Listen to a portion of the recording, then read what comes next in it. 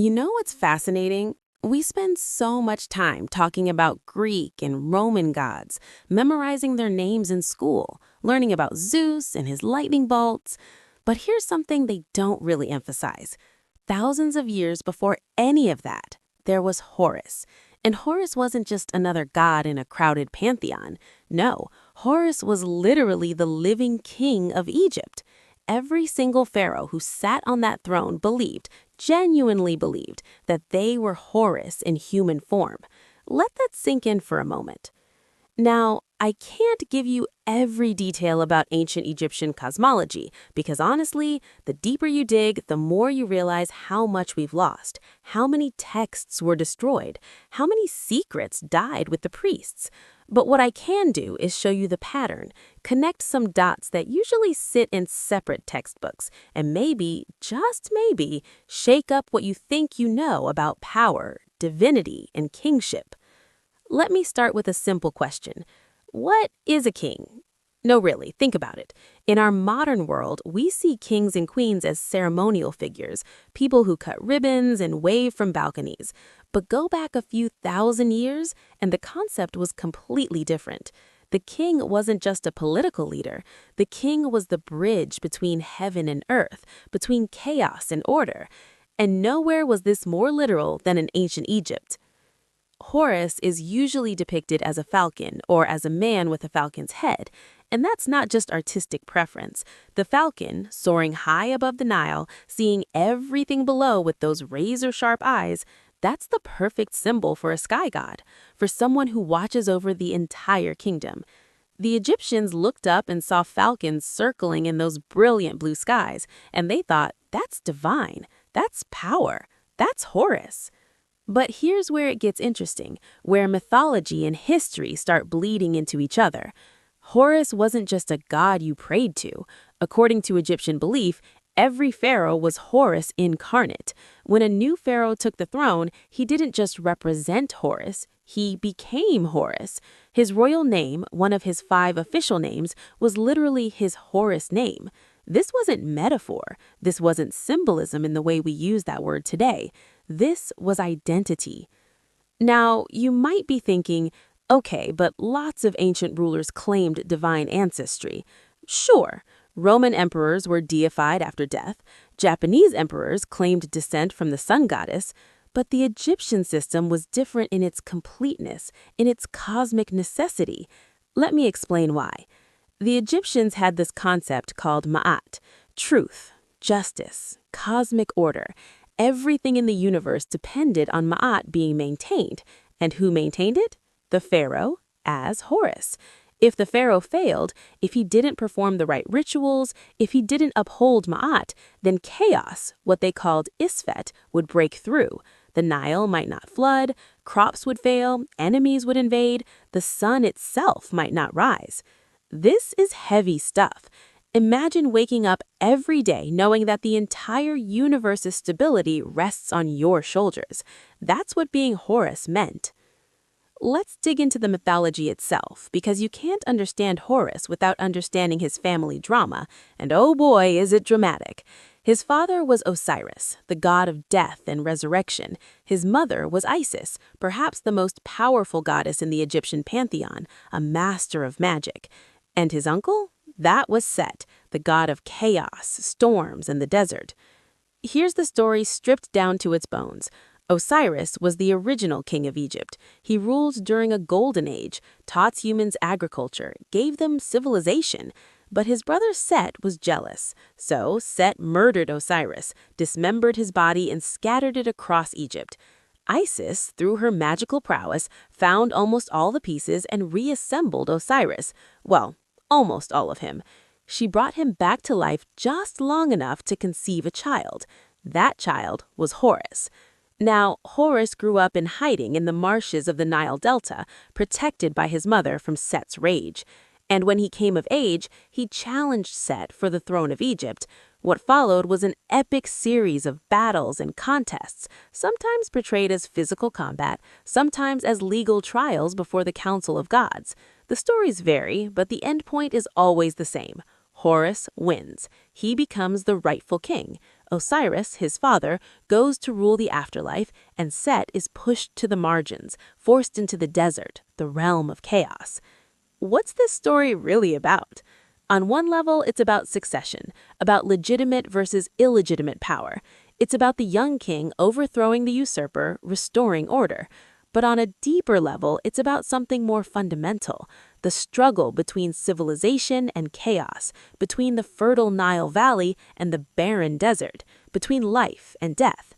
And every pharaoh reenacted this mythology. When a pharaoh died, he became Osiris, ruler of the underworld. His son, the new pharaoh, became Horus, the living king. This cycle repeated with every succession for 3,000 years. 3,000 years. Let that time span register. That's longer than Christianity has existed. That's longer than any modern nation has stood. Here's something most textbooks gloss over. Horus wasn't just one god. There were actually multiple forms of Horus, different aspects that got blended together over time. There was Horus the Elder, one of the oldest gods, a cosmic deity. There was Horus the Younger, son of Isis and Osiris, the one in the revenge story. There was Horus of Behdet, the winged sun disk you see everywhere in Egyptian art. And there were others, local versions, each city having its own Horus with its own characteristics. This is where it gets messy, where our neat modern categories break down. We want clear answers. Is Horus one god or many? The Egyptians didn't think that way. Gods could merge, separate, have different aspects in different places. It was fluid. It was complex. And honestly, we've lost so much of their actual theological understanding that we're often just guessing. But here's what we do know. Horus's eyes were incredibly important. His right eye was the sun, his left eye was the moon. When Set damaged Horus's eye during their battles, ripped it out, tore it to pieces, the god Thoth restored it. This restored eye, the Eye of Horus, became one of the most powerful symbols in Egyptian culture. It represented healing, protection, wholeness. It was painted on amulets, carved on temple walls, drawn on the sides of coffins. Even today, if you look at modern Egyptian culture, you'll see echoes of this symbol. The Eye of Horus also became a mathematical tool. The Egyptians used its parts to represent fractions in their measurement system, 1/2, 1/4, 1/8, and so on. Religion, mathematics, medicine, art, all woven together. That's the Egyptian mindset. Everything connects to everything else. Let me pull in something from a completely different angle, the connection to astronomy. Horus, as a sky god, was intimately connected to celestial phenomena. Some scholars have argued that the Horus-Set conflict represents the cycle of day and night, or the changing seasons, or even precession of the equinoxes. When you study the Temple of Edfu, one of the best preserved temples in Egypt and dedicated to Horus, you find astronomical alignments. You find the ceiling painted with stars and constellations. You find the priests tracking the movements of the heavens as part of their religious duty. The ancient Egyptians were observing the sky constantly, recording patterns, understanding cycles, and they saw divinity in that order, that predictability. Horus flying across the sky wasn't just a pretty myth. It was their way of encoding astronomical knowledge, of making sense of the cosmos. Now, let's talk about power and propaganda, because that's what kingship really is, right? Every pharaoh used Horus imagery to legitimize their rule. Temple walls show the pharaoh as Horus smiting enemies, as Horus receiving the crown from the gods, as Horus protected by the wings of his mother Isis. This wasn't just religious art, this was political messaging. Think about Hatshepsut, one of the few female pharaohs. She had to work extra hard to legitimize her rule in a male-dominated system. So, what did she do?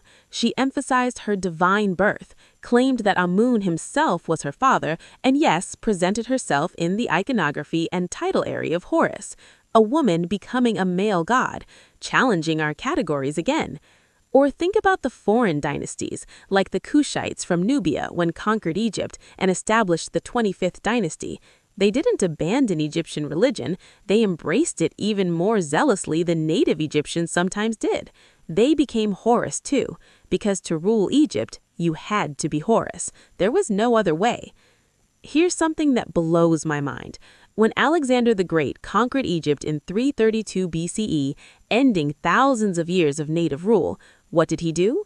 He went to the oracle of Amun at Sela Oasis and got himself declared Pharaoh, son of Amun, and yes, Horus, a Macedonian Greek wrapping himself in Egyptian divinity, and it worked. The Egyptians accepted him, at least initially, because he played by their cosmic rules. The Ptolemies, the Greek dynasty that followed Alexander, did the same thing for 300 years. Cleopatra, yes, that Cleopatra, was performing as Horus, as the living embodiment of Egyptian kingship, even while she was politically aligned with Rome, even while she spoke Greek and read Greek philosophy. She understood that to rule Egypt, you needed the mythology. Let me bring this forward even more. When Christianity spread through Egypt in the early century CE, it didn't just erase the old religion overnight. There are fascinating parallels. Images of Isis nursing baby Horus that look remarkably like later Christian icons of Mary and Jesus. Some scholars argue that the Egyptian sacred family, Osiris, Isis, Horus, influenced early Christian iconography and theology. Others push back hard on this. It's controversial, it's messy, but the visual similarities are undeniable. What happened to Horus worship? It faded slowly.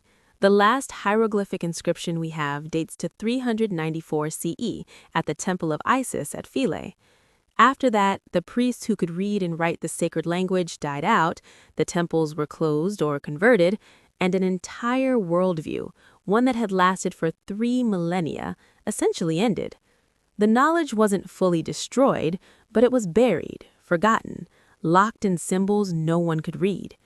Until the 19th century, when Champollion deciphered the Rosetta Stone, and suddenly, after more than 1,000 years of silence, the Egyptians could speak again. We could read their texts, understand their beliefs, see Horus not as some mysterious, exotic deity, but as the central pillar of their entire political and religious system. But here's my question for you, and this is where I want you to do your own digging.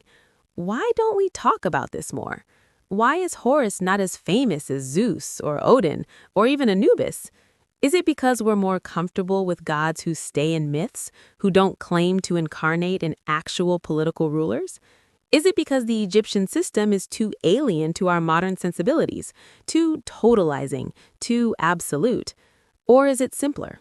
We just teach what we were taught, repeat what's in the textbooks, and nobody questions whether we're focusing on the right things. Look, I don't have all the answers. Nobody does.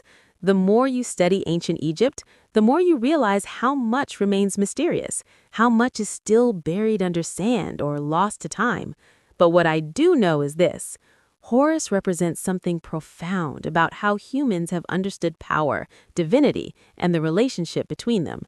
For 3,000 years, every morning when a pharaoh woke up, he wasn't just a king, he was the sky itself. He was the falcon whose eyes were the sun and moon. He was the son who avenged his father and restored order to the universe. That's not just mythology, that's a complete way of seeing reality. So next time you see a falcon, maybe look at it a little differently. The Egyptians did.